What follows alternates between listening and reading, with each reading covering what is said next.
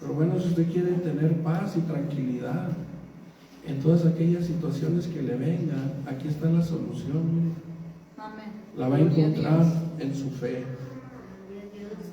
La fe, hermano, debe de ser tal en uno, ¿verdad? Que, pues, gloria al Señor. El Señor físicamente, ¿verdad?, no está con nosotros, no lo vemos, ¿verdad?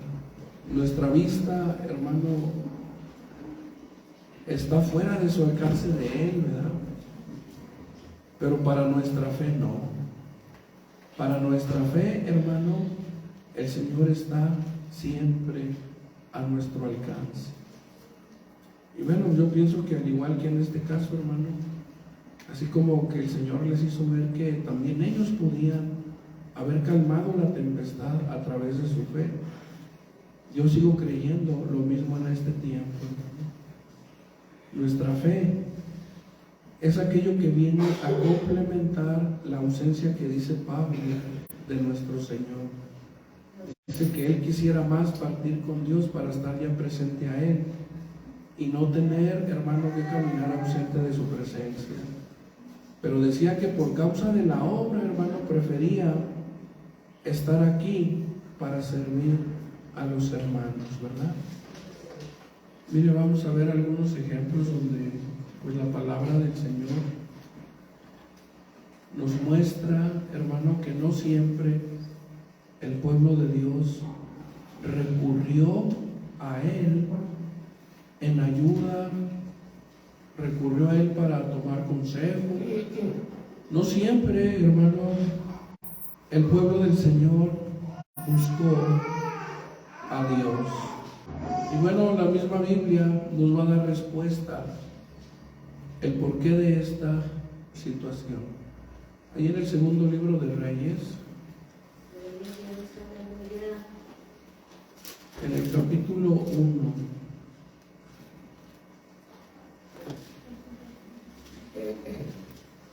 y versículo 1 también, dice: después de la muerte de Acab, rebelóse Moab contra Israel, y Ochzías cayó por la celosía de una sala de la casa que tenía en Samaria, y estando enfermo, envió mensajeros y díjoles: id y consultad a Baal Zebub. ¿Dios de dónde, hermano? De Ecrón. ¿Será agradable eso a Dios, hermano? No. Vean qué agradable va a ser. Yo creo que en el pueblo del Señor, hermano, ni mencionarlo, ¿no? Está escrito por enseñanza. Pero yo creo que, al igual que muchas cosas como lo que son pecados como fornicación y todo eso, hermano, ni mencionarlo, ¿verdad? Y porque está escrito. ¿Cómo es posible, hermano, que un rey, alguien que tiene a su cargo a todo un pueblo que le corresponde a Dios, pueda proceder con semejante actitud? Mandar, hermano, a consultar lo que los fariseos le llamaron el príncipe de los demonios. Qué, hermano, tristeza tener un Dios vivo que va siempre delante de nosotros, tener a un Dios de justicia, a un Dios de misericordia, pero en la opresión verse tan lejos de Él para no tener en cuenta su consulta y tener que proceder de esta manera. Vayan y consulten a Baal Zebub, Dios de Ecrón, si tengo de sanar de esta mi enfermedad. Bueno, yo le quiero decir una cosa. Cuando estas situaciones tienen que ver con Dios, nunca va a encontrar respuesta fuera de Dios. Puede usted leer el libro del profeta Daniel en toda su plenitud y va a encontrar que nunca sabios, hechiceros, agoreros, adivinos, astrólogos, magos. Ninguno de ellos en ninguna situación pudieron dar interpretación a las cosas que Dios puso delante de estos reyes. Lea usted todo el libro de Daniel, del profeta, y ahí se va a dar cuenta que nadie del rango que tuviera, o del linaje que fuera, o de lo que se nombrara, nadie pudo darle interpretación a los arcanos que venían de parte de Dios. ¿Usted cree que este rey iba a encontrar respuesta favorable? Claro que no, hermano. ¿Sabe lo que encontró? Encontró la muerte. Verso 3. Entonces el ángel del Señor habló a Elías, tisbita, diciendo: levántate y sube a encontrarte con los mensajeros del rey de Samaria, y les dirás: no hay Dios en Israel, que vosotros vais a consultar a Baal-Zebub, Dios de Crón. Por tanto, así ha dicho el Señor: del lecho en que subiste no descenderás, antes morirás ciertamente. Y Elías se fue. Segundo libro de las Crónicas, capítulo 16. Gloria a Dios. Segundo libro de las Crónicas, capítulo 16, versículo 12.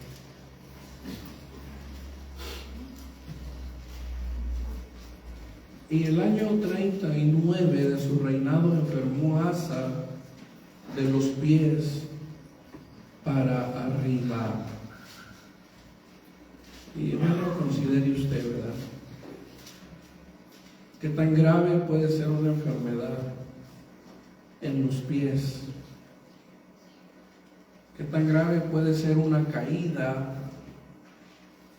como el otro rey. Para Dios no hay pequeño ni grande, para Él todas las cosas son iguales. Para Él no hay difícil ni hay fácil, todo es lo mismo. Para Él es lo mismo adelantar la sombra del reloj que atrasarla, aunque el rey, para Él era más fácil adelantarla y no atrasarla. Para Dios no hay imposible, ni hay cosa fácil ni difícil, todo es igual. Amén. Para Dios, hermano. ¿Qué enfermedad puede ser de muerte, puede ser tan grave en los pies? Para buscar una solución, para buscar paz, tranquilidad, para buscar el reposo. Y curiosamente, este personaje tampoco consultó al Señor. Mire, dice, y en su enfermedad no buscó a Dios. ¿A quién buscó, hermano? Gloria al Señor. Y durmió Asa con sus padres y murió el año 41 de su reinado. ¿Qué pasa, hermano, en estos casos? Van dos casos. Vamos a ver uno que nos describe, hermano, la situación del hombre. La Biblia no le está diciendo que es un pecado, en cierta forma, andar buscando, ¿verdad? En este caso, pues, un médico, ¿verdad? Es que Dios había puesto, hermano, esto también en sus designios, para moverlo a consultar a Dios.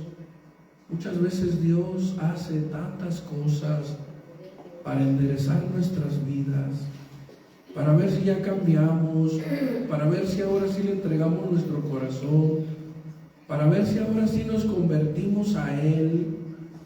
Dios hace tantas cosas Y en su anhelo él solamente tiene una esperanza, que un día venga a él. Es el fin. Es el fin de todos los escritos, de todos los libros de la Biblia. Tema a Dios y guarde sus mandamientos. Es el final que Dios espera, que venga y le entregue su alma a Dios. Así es que lo que pase o esté pasando en su vida, o que más adelante llegue a pasar, no diga que es casualidad, que son designios de la casualidad o designios de la suerte o es el destino.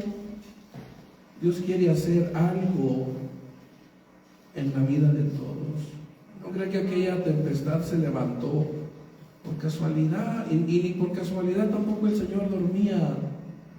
Cada cuadro y evento en nuestras vidas y en la vida de los siervos del Señor está bien trazado por la voluntad de Cristo. De nosotros depende, hermanos, si nos queremos salir de ese trazo o queremos atribuir a otras cosas la solución. Como en aquel caso, Baal-Zebub, en este caso los médicos y en el siguiente caso la brujería. Primer libro de Samuel. Primer libro de Samuel, capítulo 28, versículo 15. Y Samuel dijo a Saúl: ¿por qué me has inquietado haciéndome venir? Y Saúl respondió: estoy muy congojado. ¿Cómo se encontraba este hombre, hermano? Muy en congoja. Estaba muy preocupado. Tenía, hermano, un cargo de conciencia muy grande. ¿Y sabe cuál era? Que Dios ya no le respondió. Dios ya no le habló. Oiga, ¿y a poco a eso le podemos llamar, hermano, un cargo de conciencia muy grande? Oiga, pues teniendo también, ¿verdad?, bajo su resguardo un pueblo, una nación, la nación de Israel, y enfrente de él ya están los filisteos, y Dios no le ha dado respuesta. Ahora, ¿por qué no le dio respuesta a Dios ya? Ahora, el hecho de que Dios hasta ese momento no le hubiese hablado, ¿era razón para que haya hecho lo que hizo? Hacer lo malo. Pues fíjense que también las crónicas describen este acto como la razón de su muerte. O sea que lo que yo entiendo, que si él no hubiese consultado a esta mujer con espíritu de Pitón, él probablemente no hubiese muerto en esa batalla, porque la Biblia dice que esa fue la causa de su muerte, el haber consultado a esta mujer hechicera, espiritista. Las crónicas así lo describen, hermano. Por eso murió. O sea que, bueno, si aún Dios no le hablaba en ese momento, podía seguir esperando. Solo que hay un problema. ¿Cómo esperar si no tenemos paz? ¿Cómo tener tranquilidad si está todo en nuestra contra? Y Dios ya no lo sentimos, o Dios ya no está de nuestro lado. Ahora, ¿qué mueve, hermano, todo ese ambiente? Todo este cuadro, esta situación, ¿quién la mueve? Dice, pues los filisteos pelean contra mí, y Dios se ha apartado de mí, y no me responde más, ni por mano de profetas, ni por sueños. Por eso te he llamado, para que me declares qué tengo de hacer. Entonces Samuel dijo: ¿y para qué me preguntas a mí? Habiéndose apartado de ti el Señor, y es tu enemigo. El Señor pues ha hecho como habló por medio de mí, pues ha cortado el Señor el reino de tu mano y lo ha dado a tu compañero David. Como tú no obedeciste a la voz del Señor, ni cumpliste el furor de su ira sobre Amalec, por eso el Señor te ha hecho esto hoy. Ahí está la respuesta, hermano. ¿Por qué se forma en nuestras vidas un cuadro así? O una forma de situaciones similares a lo que leemos, hermano. Pues por no poner en obra la palabra del Señor. Que querramos o no, hermano, la conocemos, la sabemos. Aquí la mayoría la conoce desde su niñez, hermano, o desde su juventud. Algunos, pero en su totalidad, hermano, casi todos, en gran mayoría, desde la niñez conocemos la palabra del Señor. Y el no ponerla por obra, pues es motivo, hermano, de estas cosas. ¿Cuánto tiempo quisiéramos que Dios siguiera alejado de nuestras vidas?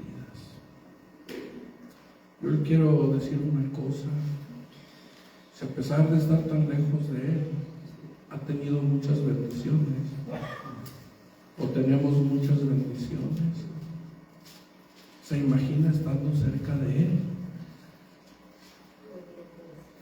Yo primero, hermano, con esto pues pongo a prueba la paciencia del Señor. Qué bueno es Dios. No nos paga conforme a nuestros hechos. Engrandece su misericordia para con nosotros. Nos trata como si fuéramos muy buenos. Nos sirve, hermano, como si fuéramos sus hijos. Pero, hermano, tarde o temprano viene la tempestad. Tarde o temprano va a venir la enfermedad, el accidente. Tarde o temprano vamos a tener que recurrir a Dios. Y la pregunta es, ¿lo iremos a hacer todavía estando a tiempo? Hay para los que les guste leer, lean Proverbios 1, ahí se los dejo de recomendación. Cuando la sabiduría clama, da su voz y no se le atiende. Principalmente lea lo que pasa después de eso. Vamos a ver un último caso, hermano. Hay muchísimos casos similares a estos. Vamos a ver un último caso. En el segundo libro de Reyes, capítulo 21. Los tres casos que miramos, hermano, fueron reyes. Este último caso también es un rey. Segundo libro de Reyes, capítulo 21.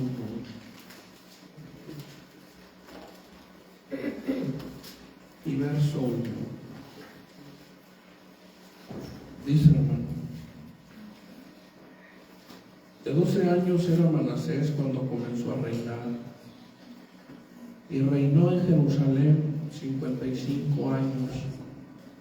El nombre de su madre fue Epsiba, e hizo lo malo en ojos del Señor, según las abominaciones de las gentes que el Señor había echado delante de los hijos de Israel.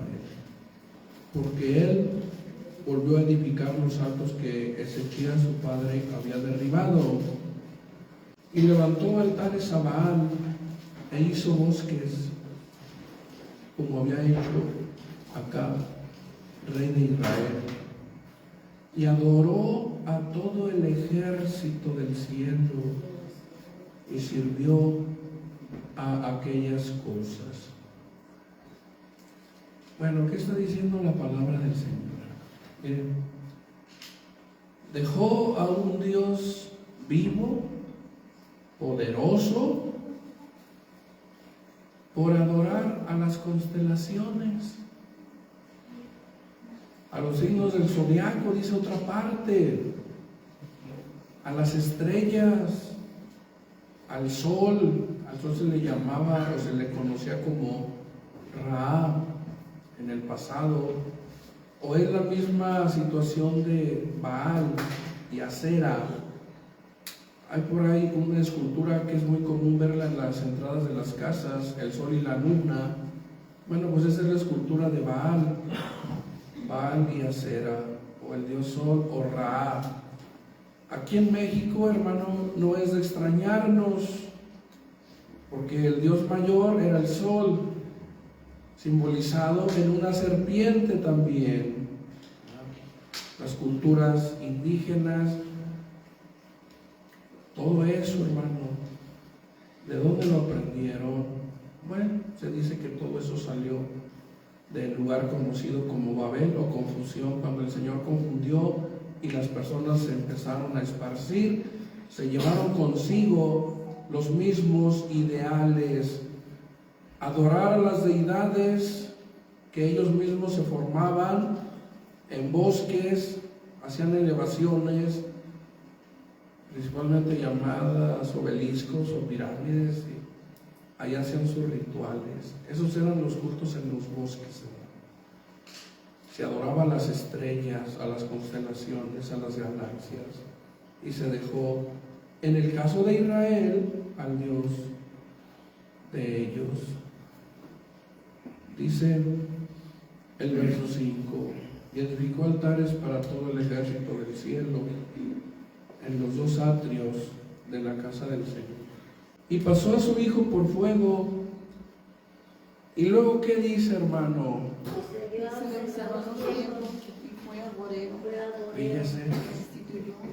Fíjese todo lo malo que hizo, hermano. Miró, puso su mirada en los tiempos. O sea, hermano, que pues esa mala contaminación, ¿verdad? Ese afán de querer saber el futuro, ¿verdad? No es cuestión de estos tiempos, hermano. Todas esas personas que salen en televisión, en redes, consultándole el día de mañana, el día del futuro, qué les será, qué le depara. No fue cuestión, hermano, solamente de estos tiempos. Muchos reyes en Israel tuvieron esa procedencia, procedieron de la misma manera. No miraron al Señor, pusieron su esperanza en tiempos, instituyeron agoreros, pitones, adivinos, dice, multiplicando así el hacer lo malo, enojos del Señor, para provocarlo a ira. Y ahí, hermano, pues sigue detallando más las cosas que hizo. Gloria a Dios. Pero ¿saben qué, hermano? El tiempo de su maldad fue contado, ¿verdad? Y entonces estos casos parece que escucho la misma voz, hermano, que se le dijo al hijo de Nabucodonosor, a Belsasar, lo que escribió la palma. Pesado ha sido en balanza y ha sido hallado falto. Fuiste hallado falto. ¿Qué le faltó, hermano? ¿Qué le puede faltar a un rey? Oye, pues si le falta a Dios, le falta todo. Puede estar rodeado de poder, de sabios, puede estar rodeado de autoridad, puede hacer lo que a él le plazca, quitar esto, poner aquello, pero si no está Dios, hermano, en su vida, ¿qué es el hombre? Pues lo que le dijo un profeta, que gritara, que dijera en alta voz, que toda carne es como la hierba, y toda la gloria del hombre como la flor de la hierba. Eso es el hombre, hermano. Y si quieres saber más qué es también, el Nuevo Testamento dice que la vida es como un vapor repentino. ¿Qué les faltó a todos estos personajes, hermano, para terminar bien? Haber buscado a Dios. haber puesto su fe y su esperanza en el único Dios vivo. Cosa, hermano, que ellos, ¿verdad?, no hicieron. Vamos al Nuevo Testamento, hermano. Gloria a Cristo Jesús. ¿De qué sirve tener todas esas cosas si al fin va a morir atemorizado por diversas cosas? Sí, hermano, tuvieron su gloria como reyes, tuvieron mucha autoridad, gloria, pero al fin, ¿de qué sirve si el día que se enfrente con la muerte va a estar lleno de temor? Va a temer rumores. ¿Cuánta gente vive atemorizada porque tiene síntomas de alguna enfermedad? Y eso les hace, hermano, no tener paz. ¿Y de qué sirve tener mucho si nuestra vida está llena de temores? Yo creo que vivir una vida así no es vivir, hermano. Mire, vamos ahí a Timoteo. A nosotros, ¿cómo nos ayuda la fe en el Señor? ¿Por qué cuando vino la tempestad, hermano, y el barco se llenaba de agua, por qué recurrieron al Señor? ¿Qué sintieron? ¿Qué creen que sintieron? Miedo, temor. Se empezaron a atemorizar. Nosotros como cristianos, hermano, no debemos de ser esclavos de las situaciones, ¿verdad? Debemos de ser prisioneros de los mandamientos del Señor. Ellos que nos tengan presos, ¿sí? Pero esclavos, hermano, por las situaciones, que nuestra mente se oprima y estemos esclavizados a la angustia, al miedo, a la ira, a los celos. Eso nunca. No vamos a dar lugar a eso. Miren lo que dice aquí la segunda carta a Timoteo en el capítulo 1, verso 6. Una persona con miedo o con temor nunca va a poder desarrollar un ministerio en el Señor. Y yo creo que en muchos casos, hermano, es la razón o la causa porque mucha gente no le entrega su vida al Señor. Porque dentro de sí piensan en esta responsabilidad y creen no poder hacerlo. Si sigue usted ese pensamiento, nunca va a salir de él. Cuando venga el Señor y llene su vida de fe, vas a ver cómo es tan fácil hacer estas cosas. Sí. Verso 6. Por lo cual te aconsejo que despiertes el don de Dios que está en ti, por la imposición de mis manos. Él era un jovencito. ¿Se imagina los pensamientos que pudo haber tenido él en su juventud? Pablo le hace este consejo, que despiertes, o sea, que tengas valor, que te animes, que vivifiques, que se vea un despertar en tu vida del don que tienes. ¿Qué lo pudo haber estado obstaculizando? Verso 7. Porque no nos ha dado Dios el espíritu, número 1, de temor. La herramienta más poderosa de Satanás, ¿verdad? Infundir temor para poder llevar tras de él súbditos. El temor en el Señor, hermano, no es miedo ni es pavor, es reverencia.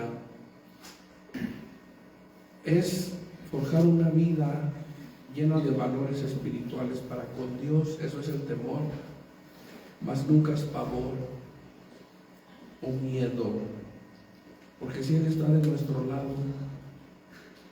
¿cómo vamos a tener esa sensación de miedo, hermano? de lo contrario. Pero el arma del diablo sí es el miedo. Y mire, pues algo que pudo haber obstaculizado la obra en este joven, ¿verdad? Pues pudo haber sido eso, el temor. Pero dice la palabra, hermano, que Dios no nos ha dado a nadie espíritu de temor o de miedo. ¿Vea de qué?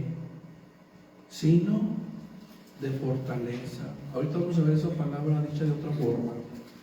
De amor y de templanza. Por tanto, no te avergüences del testimonio de nuestro Señor Jesús, ni de mí, preso suyo. Antes sé participante de los trabajos del Evangelio. ¿Según qué, hermano? El poder. O la virtud.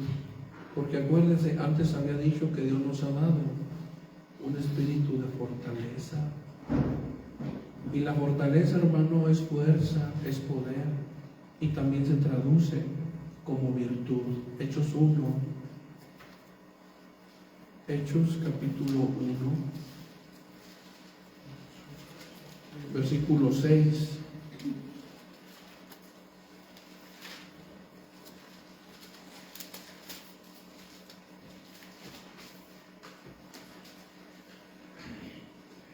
Entonces los que se habían juntado le preguntaron diciendo: Señor, ¿restituirás el reino a Israel en este tiempo?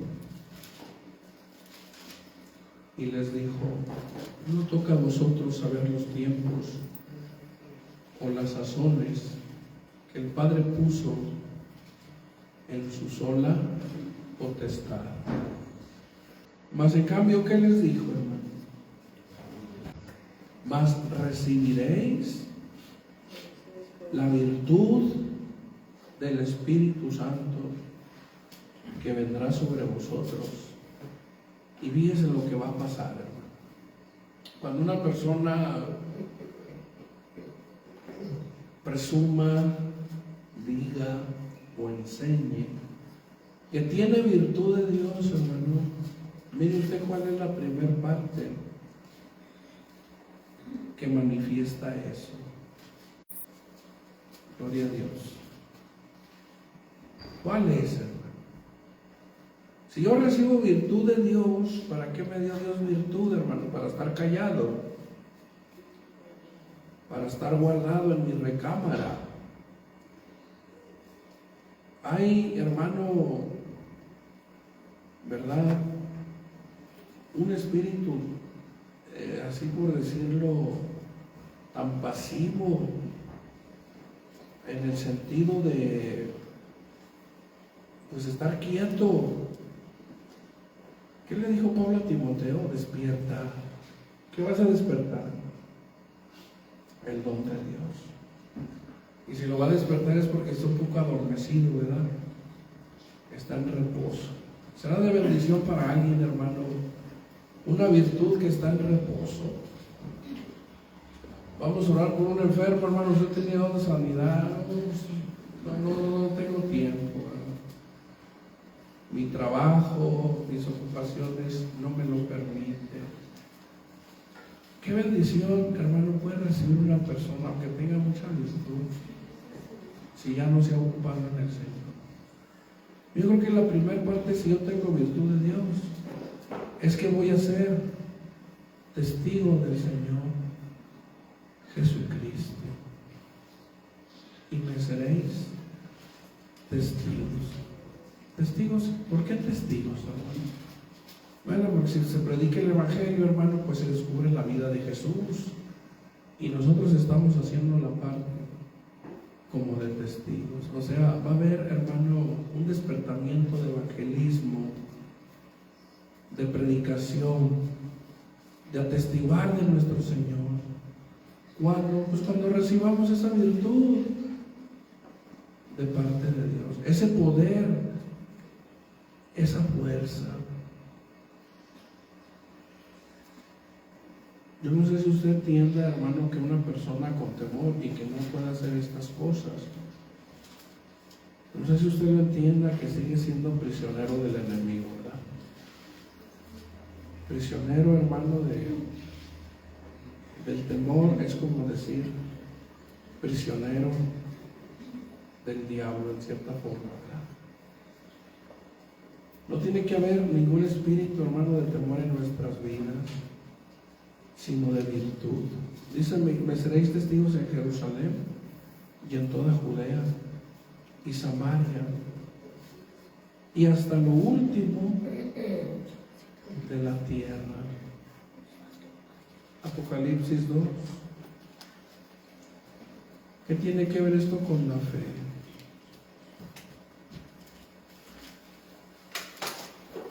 Bueno, es que la fe, hermano, es el medio para vencer el temor. El temor a estar atado, el temor a ser preso de algo, de alguien. En el Señor hay libertad. Basta con que venga a Él, eche fuera sus temores, traiga sus cargas a Él, eche fuera sus miedos, sus ansiedades. Mire, es increíble cómo el pueblo de Israel ganaba batallas sin mover una flecha, sin mover un arco. Estuvieran sitiados, como en el caso de Josafat, estuvieran, ¿verdad?, sitiados, como en el caso de los sirios cuando los tenían sitiados. En cualquiera de los casos que usted considere, cuando el pueblo de Israel venció, sin meter o mover una sola mano, fue porque solamente oraron, ayunaron, se doblegaron al Señor, se humillaron a Dios, y Dios mandaba granizo, ruidos, fíjese, mandaba como ruidos de guerra, y ellos pensaban que el enemigo había entrado a sus campamentos, e incluso se mataban unos a otros entre ellos. Cuando lo menos sucedía es que el Señor los dejaba escapar. ¿De quién escapaban? Pues de los ruidos que hacía el Señor. Así daba libertad el Señor, hermano, a su pueblo. Así daba la victoria. Y bastaba con que le buscaran. El problema es que en muchos casos, en la vida de muchas personas, así murieron. En sus problemas le buscaban y en su bienestar le abandonaban. Le volvían a buscar, le volvían a hallar, le volvían a abandonar, y así perecieron. Nunca le retuvieron. Muchos así perecieron, ¿verdad? Pero mire, estar en el Señor es enfrentar incluso situaciones, hermano, por así decirlo, ¿verdad?, en soledad. Gracias a Dios que ahorita podemos pedir oración. Hermano, ore por mi enfermo. Hermano, ore por mis hijos, que sean salvos. Hermano, ore por tantas situaciones, ¿verdad? Pero casi, hermano, casi es seguro que el día de nuestra partida o de nuestro final nos vamos a tener que ver casi solos, hermano, con la muerte. Porque ahí ya nadie puede hacer nada más que cómo está mi vida con el Señor, ¿verdad? Cómo yo he hecho crecer mi fe en mi vida, cómo la he desarrollado, cómo la he vivido. Dice el verso 12, y escribe al ángel de la iglesia en Pérgamo: el que tiene la espada aguda a dos filos dice estas cosas: yo sé tus obras y dónde moras, donde está la silla de Satanás, y retienes mi nombre y no has negado mi fe. Fíjese, aún en los días en que fue Antipas mi testigo fiel, ¿qué le pasó, hermano? Fue muerto, ¿verdad? Fue muerto. ¿Dónde, hermano? Ahí fue muerto. Lo que la iglesia iglesia, hermano, estuviera mezclada en ese sistema, no, el sistema estaba muy cerca de ellos y ellos muy cerca del sistema donde Satanás moraba. Gloria a Dios. Hermano, pero ¿cómo poder vivir una vida tranquila en medio de una vida tan hostil? En donde incluso se sepa que han matado ya hermanos por haber sido testigos fieles de Dios. Es que ahí está donde se muestra la virtud y el poder, hermano. Alguien que tiene la virtud y el poder del Señor es porque está en Dios y nada le ha hecho negar su fe. Y eso es poder, hermano. Eso es virtud. Verso 9. Este es Esmirna, la otra fue Pérgamo.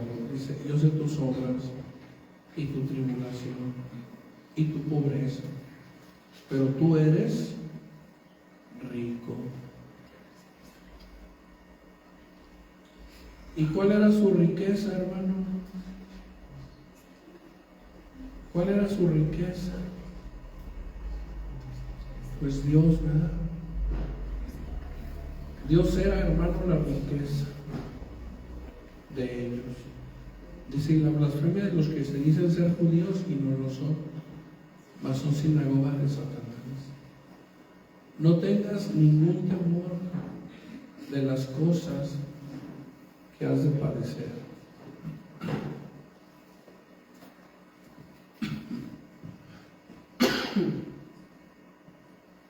He aquí el diablo ha de enviar a algunos de vosotros a la cárcel para que seáis probados y tendréis tribulación de 10 días.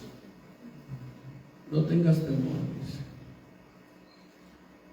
Porque este consejo siempre, hermano, no tengas temor. El temor ata, el temor somete. Y no nos vamos a someter a otra cosa que no sea Dios, hermano, más que a Dios. Sé fiel hasta la muerte. Yo te daré la corona de la vida. Y vea cómo de repente las cosas van a cambiar tan radicalmente. Capítulo 13, Apocalipsis, versos 7. Y le fue dado hacer guerra contra los santos y vencerlos. También le fue dada potencia sobre toda tribu y pueblo y lengua y gente. Gloria a Dios. ¿Qué le fue dado, hermano?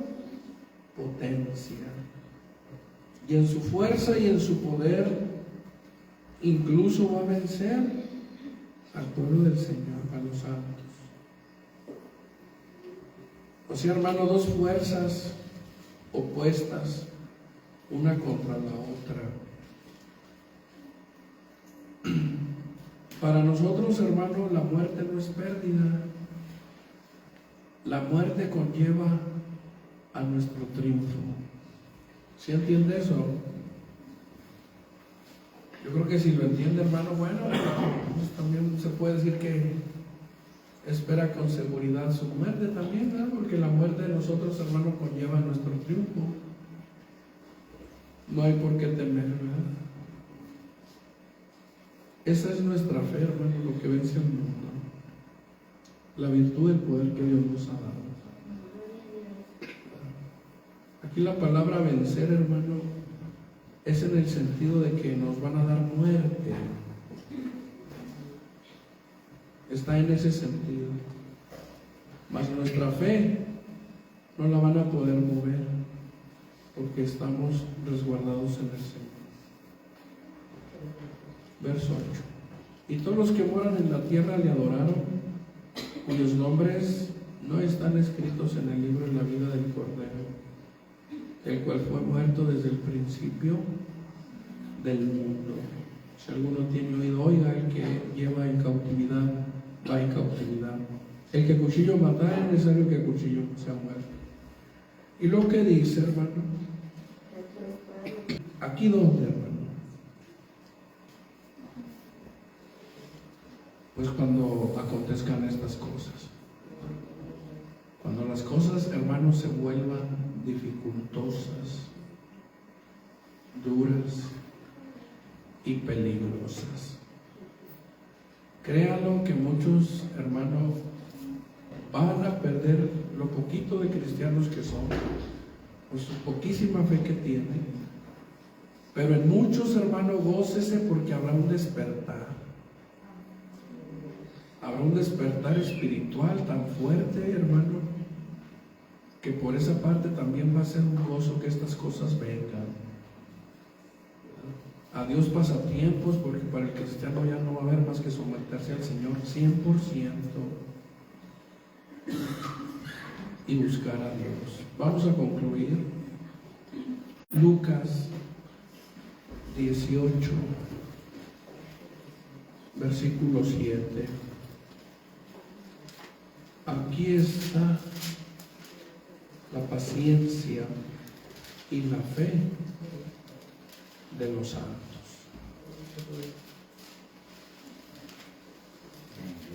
El pasaje que vamos a leer, hermano, tiene que ver con lo que más abunda en este mundo: la injusticia. La injusticia. Hubo un emperador injusto, narra este pasaje, al cual venía una mujer suplicándole, y al último, hermano, porque no lo moliera más, ¿verdad?, se atrevió a hacerle misericordia. Se titula como el juez injusto, ¿verdad? Vamos a ver en el verso 7. Dice: y Dios no hará justicia a sus escogidos que claman a Él día y noche, aunque sea longánime acerca de ellos. Os digo que los defenderá presto, pero cuando el Hijo del Hombre viniere, ¿hallará fe en la tierra? Gloria al Señor. Cuando el Señor venga y si usted está vivo, ¿se habrá guardado en su fe? ¿Seguirá siendo fiel a Dios? O sea, hermano, una pregunta retórica, así tan dificultoso va a ser como para que el Señor pregunte retóricamente de esa forma. Aparte de pregunta, es como una afirmación, ¿verdad? Porque muchos hermanos habrán perdido su fe. Muchos por el engaño de falsos cristos, otros por otras situaciones. Pero ¿hallará fe en la tierra? Es que, hermano, es en la adversidad, en la lucha, en el dolor, en un estado como en el que se encontraba Pérgamo, donde había habido cristianos que ya habían muerto, o como en Esmirna, donde había hermanos que ya habían sido hechos prisioneros y todavía les quedaban años en los que el diablo los iba a enviar a la cárcel. Y todavía un tiempo peor, hermano, donde se le dará el control 3 años y medio, ¿verdad?, a la bestia. Tanto que se diga, aquí está la paciencia y la fe de los santos. ¿Qué es, hermano, de su fe? La Biblia pregunta, ¿qué es de su fe? ¿No se ha puesto a meditar en eso? ¿Cómo está su fe? Ha sido como la semilla de mostaza. Nació pequeña, pero se ha engrandecido de tal forma que aún las aves vengan y aniden a sus ramas. ¿O sigue del mismo tamaño? Que el Señor le dé muchas bendiciones a su vida, hermano. Y pues la fe, hermano, no va a ser algo que va a aparecer espontáneamente. Muchos así piensan, hermano.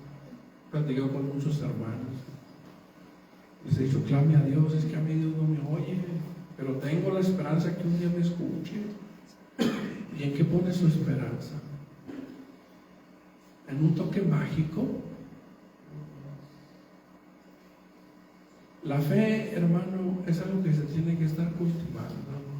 Por eso es comparada a una semilla. Una semilla, si no la cultiva, si no le da su preparación, si no prepara el campo, es poco probable que le dé fruto. Tiene que trabajar con ella, hermano. La fe no es algo que va a aparecer espontáneamente en su vida ya como algo formado. La fe, hermano, es algo en lo que tenemos que trabajar, hermano. Mire, por ejemplo, nosotros ¿qué somos el resultado de qué, hermano? Somos el resultado del barro en manos del alfarero. Muchas veces nos rompimos en sus manos por ciertas cosas. Quizás muchas veces nos enfriamos, tropezamos en una prueba, pero aquí estamos, hermano. Gracias al Señor. Hasta aquí nos ha ayudado. Pero no somos, hermano, el resultado de un barro que pareció un hermoso vaso, ¿no? Muchas veces, hermano, quizás nos rompimos cuando el Señor nos estaba dando forma. Y el Señor no perdió su esperanza, hermano. Volvió a tomar ese barro y nos volvió a dar forma. Y somos el resultado del proceso del barro en las manos del alfarero. ¿Cuántas veces el Señor nos volvió a rehacer? Yo en mi caso no lo sé, pero yo sé que muchas veces, ¿verdad? Y así es la fe, hermano. Va a ser el proceso de un arduo trabajo, de un arduo esperar en el Señor, ¿verdad? Pero el Señor sigue preguntando, ¿verdad? ¿Qué es de vuestra fe? Cuando Él venga, ¿hallará fe en nosotros, hermano?